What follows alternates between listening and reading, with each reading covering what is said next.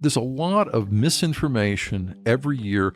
They're going to take 1031 away. There's been enough analysis done that would be one of the dumbest. Now, I'm not saying that they don't do dumb things in Washington. I used to be a legislator in Pennsylvania. I've seen up and close how dumb things can be. But local, state, and federal government make out like a bandit when people do 1031s. So many investors out there know that I've been on a mission to find out how to do more 1031 exchanges. In the old regime of low interest rates, it was an easy way and a great way to go out there and build your wealth of sell your property, execute 1031, and then go out and buy a bigger and better property. With the way interest rates have gone up, that old model isn't working so well anymore. So we're going to dive into this episode and talk about doing some bigger 1031 exchanges as a tenant in common versus DSTs. And I've got one of the best people in the entire space in Denver today to come talk to us. His name is Rick Chess. He is an attorney out of Virginia with over 30 years of experience in doing 1031 exchanges. Rick, I'm excited to have you. Chris, I'm happy to be here, and I really look forward to helping with you on this. So we've gotten to know each other the last 2 days. I wish I could take the last 40 hours of knowledge and condense it into 19 minutes, but we can't. Okay. And on top of this, Rick, I think you've transacted over 50,000 apartments 50,000 apartments, United Dominion Realty Trust, which is now based in Denver. Used to be in Richmond, is now out here. So it's been a fun ride. We did 1031s, we did 721 elections, we've done everything. And as I've evolved from that, I've been involved with tenants in common, I've been involved with DSTs. And I think you're absolutely right in your analysis for your investors that what worked just 5 years ago really doesn't work as well today.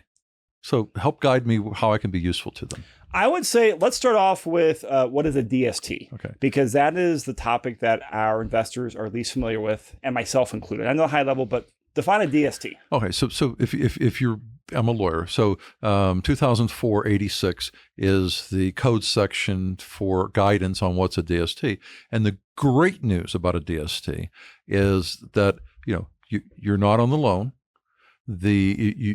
For tax purposes, you can treat it almost like a partnership, but for tax purposes, you're treated as if it was individual real estate ownership. So it's a fiction, but the IRS has given us that flexibility to do it. So if you're a sponsor, you can go out and get one loan. They're looking at you as the sponsor and not all these individual persons coming in. But like everything else, there's another side to it. So with a DST, the good news is, what's in the market may be $100 million properties, and you're coming in and the debt's, you're not personally on that, but you have no rights whatsoever. You don't get to vote on anything. The sponsor decides when they sell the property, they decide who they sell the property to at whatever price they sell it on. So if you're somebody who likes a little bit of control, DST is not the right answer for you. So my other things, I've looked at DSTs from high level. Mm-hmm. I have a little more context here. I've got a fourplex. I have 1031 and 2, and I can sell it for $1.1 million, mm-hmm. and I have about $500,000 after fees and loan payoff to go out there and reinvest. So a great thing about DSTs is I can do a 1031 exchange in there to benefit from the tax benefits. Absolutely. But when I look at the returns, which are usually in the single digits, absolutely, and the fee load, which tends to be pretty high, double digit, I get turned off. So can you enlighten me into what the returns and fee loads are like, and just kind of more about how that structure works? So why people would go into a DST? You can get into one typically for as little as $100,000. So if you really wanted to get diversity, you could be into several different ones, but you're talking fees just on the distribution around 10% on your equity. It's not the end of the world. You pay a lot of it when you buy a Mercedes, but you are paying for that flexibility. You're working with a sponsor that might be worth billions of dollars, but you don't matter. That's a down for some investors. But I was talking to a veterinarian earlier today that has a property. He doesn't want to have any involvement whatsoever. He wants a check that comes to him every month by wire into his account. Okay, money's there. So for some investors who really are ready to get completely dissolved, and a 5% return, 4%, 3.5%, it works for them. But if you're still got the itch, if you're still into real estate and you're willing to take a little bit more risk, because you're dealing with a smaller property, you want to look at the tenant in common and what's available there. Okay. One more question when I switch over there. So let's say I invest my $500,000 in DSTs. I assume I enjoy the cash flow. Do I get the benefits of asset appreciation and the tax benefits of depreciation. Yep. You get all the good and bad of owning real estate, but again, basic 1031, as you know, is you carry over whatever basis you had in your last property. So you don't pick up new basis in any of these different options, unless you had 30% leverage in the property that you sold, and you go into something that's 50% leverage. You can pick up that spread as additional basis, but it's something you're going into because you don't want to worry about it. You want to get regular cash flow. The debt level matches whatever you're coming out of where you're at. There's roughly 50 sponsors at any given time. There's a couple hundred offerings out there, and some of them are really good, and some of them are not.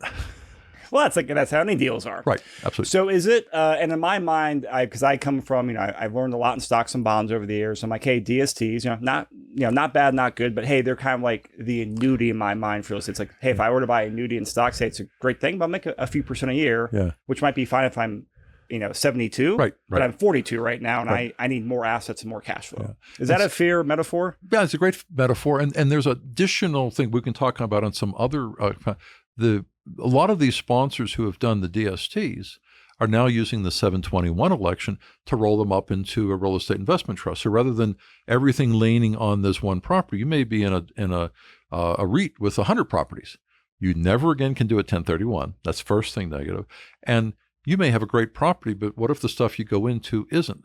But that's like getting into a mutual fund versus owning individual stock. It's kind of where you're at in your history. Somebody 72, DST rolling into a non-traded REIT makes a lot of sense. Somebody 42 who actually knows real estate, it's not what I'd recommend. Great. All right. Now, shifting over gears here, because you talked about 1031 tenant in commons. Yep. And a lot of times when we've talked 1031 exchanges, we've never talked about tenants in common. Mm-hmm. So I want to clarify this, so as we start talking about bigger deals and how you can do it, what is a tenants in common and why does it matter? All right. First thing, tenant in common is a 500-year-old issue. It goes back to Old England. So you have an undivided interest in the whole. Now, you may own 12%, I may own 11%, but for tax purposes, we're all in together. So if, say, the two of us and if three others are all tenants in common, we all need to agree on doing things like selling, getting new. You can hire a management person to do day-to-day. But on the big issues, the law requires that, it's an undivided interest in the whole. You all have to go in. But what's cool about tenants in common, DST, once you do the deal, you're locked in. Whatever that debt is, whatever the leases are, it has to be coterminous. You can't change anything. If you look at the 2004 86, it's like straight jacket. If we do the straight jacket, the IRS says it's okay. But if there's any fraying of the estate, it's not, you've not done real estate. So that's really important. With the tenants in common, we're all equal owners. If you're somebody who likes control, you get to vote on the big issues. That's important. You can structure it. So technically you are also liable on the debt, but you can do things where the sponsor takes on certain liabilities in front of you, which minimizes what your exposure is. But for instance, let's say you buy a property and you want to renovate it, change its use. Can't do that with a DST. So if you bought a shopping center and now you want to change it to self-storage, can't do it because you're locked in. Tenants in common, it's like owning real estate. You have direct control over it with this group. So you want to do a tenant in common with a sponsor that has a clue, that really knows real estate. They're not just a syndicator, but they really know real estate. And there's a plan, and you agree to that plan up front. This is the direction you're going. With the tenant in common, let's say you have great success. You can refinance it in 3 years and get a cash out. Can't do that with a DST. What normally happens, if I'm the lender, and you're the sponsor, I'm saying, look, I'll give you 5 tenant in common positions, but you must stay as a 51% owner. Mm-hmm. Well, wait a minute. That means if I'm going in a deal with a sponsor, they have skin in the game. I go into DST, they can't have skin in the game because then you've put your dollar in, but you don't own 100%. They own a percentage. So there's a lot of little nuances on the tax side that if you are still at that spot in life where you want to have a little bit of influence, you want to take a little risk. You know real estate, and you can find the right sponsor, do the tenant in common. And I'm going to dive down deep with this topic because I'm looking at as an investor, and obviously for a lot of the the deals we help our investors do as well. I'm trying to figure out, hey, where's my next trade up on this fourplex Evan? Looking back at things every 5 years or so is usually a good rule of thumb. Hey, it's time to recycle the equity into something bigger and better. And so I sold the condo, for $200,000, bought a $850,000 fourplex, and I want to trade something bigger and better. My problem is I can't find anything bigger and better where the numbers make sense for me, where I can take down as a 100% owner. Now, as I'm looking at these 1031 tenant in common deals, essentially 1031 to a partnership, these deals, like one deal I just looked at, it's a $30 million ground up multifamily development in the Denver metro area. And I do the numbers like, okay, I can 1031 into it. In 2 years, I'll start getting 6-7% cash on cash return. Year 4 or 5, they want to hopefully do a cash out refi about 50% of the money in and then sell in 5 years. And I mean, that, is averaged out to I think it was like a 17% annual return on the spreadsheet over the lifespan. So I'm looking at this and I find it extremely attractive. Yep. What else should I know about if I'm looking at doing a 1031 into a bigger deal with a sponsor and essentially entering a partnership? Well, because I'm a lawyer, I'm nervous with terms like partnership. But is that the wrong term to use for tenant? Okay, tenants in common is tenants in common. It's like, so what is the difference? Because I'm confused. In a partnership, you have a general partner that makes the decisions, and the limiteds are limited. They don't have much in the way, unless it's in the document. They don't have a whole lot of say in it, and it's a way of keeping them away from liability.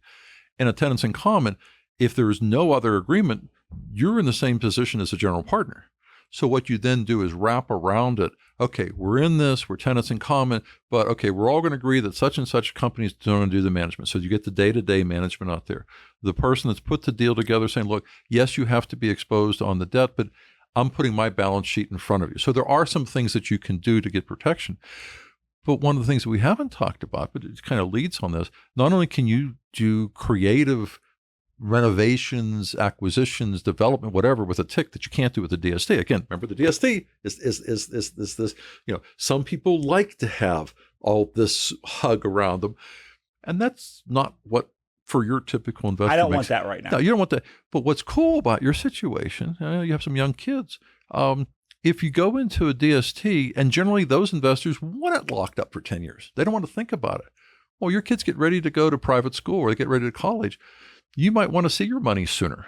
So like you said, they could do a refinance, way to get some money out. You could go and, you're going to know the other 3 or 4 tenants in common. Say, you want to buy my interest? You theory could do that with a DST. I hear about it happening once or twice a year. And usually it's a huge discount. Well, tenant in common, you're all involved. You know what it's worth. You know what the cash flow is worth. You have a better chance of selling off your position, or they're finding a new investor to come in and do it. Again, for somebody who's comfortable with real estate. I mean, I've been telling you this before we get on the phone or an immediate call. I bought 50,000 apartments and 10 retail centers for United Dominion, which is now based out here in Denver. I knew real estate. Until about a year after I left that firm with 3 other guys, we bought an apartment complex in Newport News. 160 unit apartment complex. We just were making money hand over fist. And we did it 100% leverage. And I had a person to guarantee a couple $1 million. And I realized I never knew real estate. Because as long as I was dealing money, your money, now this was my money. And about 3 years in, we had Iraqi 2, and this was near a military base. And we went from 95% occupied to 72% occupied. All that money that I made, I had to put back into it just to keep the thing alive. So because we were tenants in common, we could sit down and say, okay, what do we want to do? Not going to get that with a DST. We were able to roll the whole thing up using a 721 with a firm that was doing our property management. I came away with a really nice check. I lived to play another day. I like having some influence. But I'm like your guy talking about 72. I'm not far away from that. So as we start looking at some of our resources, we'll do more DSTs. It makes more sense for some people. Yeah. But for somebody who still has the itch, I'm not going to come up with a way to convince you to do a DST. But I think I can show you with the tenant in common ways that you still have some influence. Now, you're getting some diversity. You're getting somebody else managing a day-to-day. You're gaining some of the things that you want. And The people that go into the tenants in common generally meet the sponsor as opposed to they're being sold something. They meet the sponsor. They go to a group like you and say, okay, you got connections on 5 different tenants in common. I really would rather have apartments. Well, that's easy. I'd really rather be in Southern California than Colorado. Okay. I need somebody who's been there, done it. It may be a great deal, but I don't want them learning on my nickel. So you shrink down your list. You find a group and they can do a Zoom call and talk to them. You're not going to get that with the DST. The DSTs, they're raising $100 million. You're like one of 1,000 My investors. $500,000 is nothing to them. You're just not. But $500,000 into a TIC, you're important. $500,000 in a $100 million raise on a DST. What's your name? It's just the reality. I'm a spreadsheet row, right? Spreadsheet, yeah. So you're a decimal point there. That's about it. Okay, so can you 1031 exchange out of a DST, and can you 1031 exchange out of the tenants in common with other investors in there? You get to roll again. I mean, the phrase is you can swap till you drop. Yes. And it works for both. The challenge is with the tenants in common, as a group thinking about what do you want to do down the line, you may choose to refinance and raise the debt level for whatever reason. DST, whatever it is, remember the straitjacket, whatever it is what it is. And so right now you have folks coming out of DSTs. When they went into it, it was 60% leveraged. And if the value had gone up, when they sell, it might have been 40. Well, we're experiencing the opposite. They're selling for a loss. So now you got a deal that you thought was going to be 40% leveraged, and it's actually 60% leveraged. You can't find more than 2 or 3 DSTs to go into that has the high of a leverage. I never thought about that. So that's happening right now. That's happening right now because the lenders are saying, whoa, anything more than 50%, don't call me. So what you end up with is, finding something that's a 30-year lease that's highly leveraged at 80%, you're never going to get a dime out of it. All the money that comes in is going to be reducing amortization. It's not the end of the world. But again, if you're in that TIC, you're in regular communication. You can adjust things. So your sale, when you make that decision to do the sale, okay, I think interest rates are going up. I think interest rates are going down. You get to vote on this. If you're in a DST, it's like, we're all in this ship together, and this is the way it's going to go. It doesn't make it bad.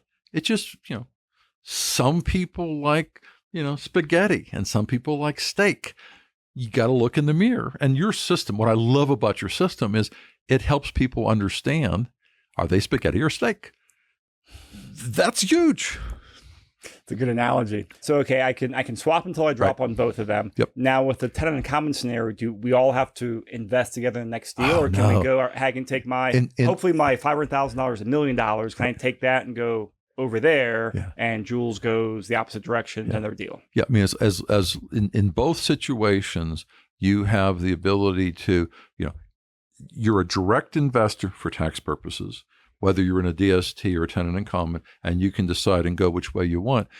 One of the things that's kind of new to the marketplace, starting 4 years ago, a lot of the DST sponsors have said, we have old farts like me, and let's see if a way that we can roll them all together into doing a 720 election, and you get into this big REIT.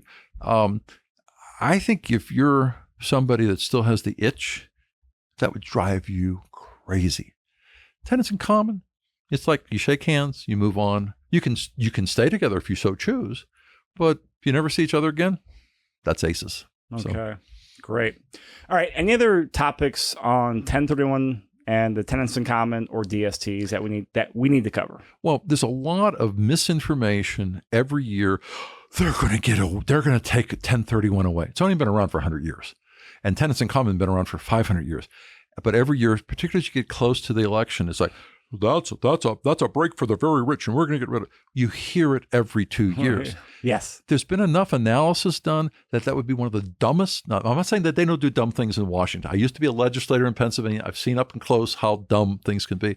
But when they've done the analysis of the increase in taxes they get when, you sell to me and then you buy from Jules, I mean, both properties have gone up in, the assessments because it's a higher price. Both firm, are trying to improve the property. So there's a lot of money spent. There's new financing involved. There's all these things over which are going to be taxed. So local, state, and federal government make out like a bandit when people do 1031s. It's not so the good news, there's enough Democrats and Republicans who have said, it ain't going to happen on our watch. They both own real estate. They both own real estate. And real estate is one of the largest, lobby groups up in Washington.